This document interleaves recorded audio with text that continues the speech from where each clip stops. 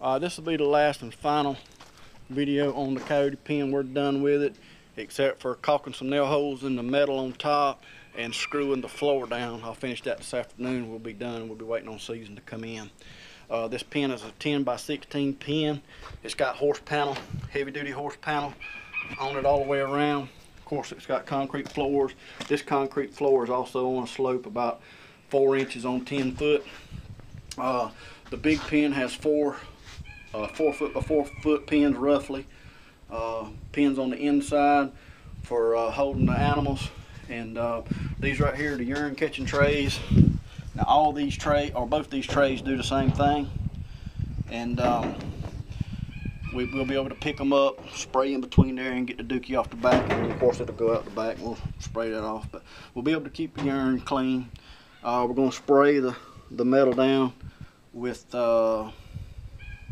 glycerin. That way when the coyote urinates, it'll land on some glycerin. It's going to be in glycerin all the way down in this thing, and then it's going to go in the pot with some sodium benzoate in it. So we're going to try to preserve it every day, or we're going to try to preserve it as quick as we can, and we're going to try to collect it every day. That way it'll be fresh. Now there's been some people that's asked, how am I going to be able to catch single urine, coyote urine?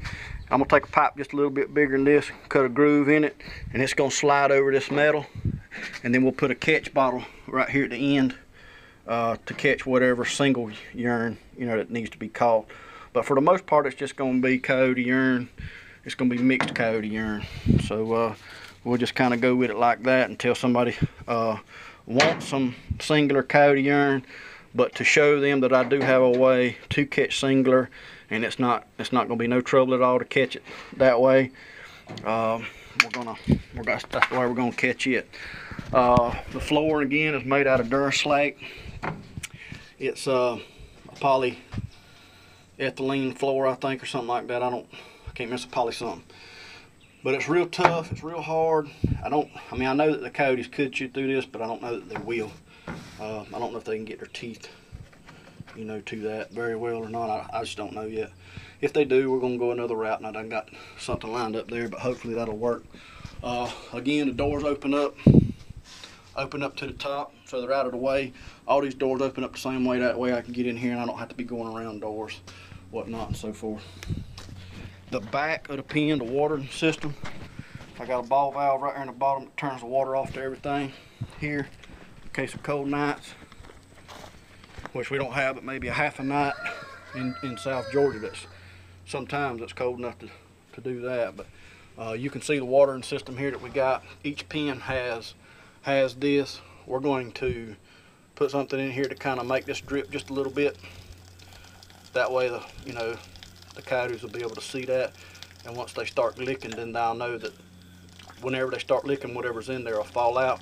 So then I'll know that they're using this. These ball valves are to drain the lines.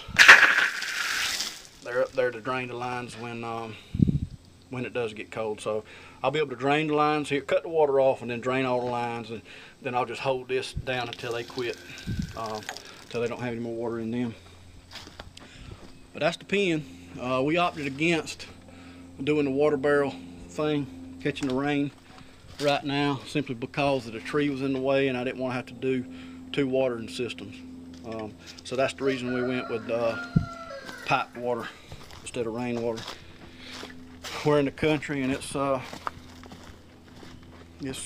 water, so I don't think it'll affect the coyotes.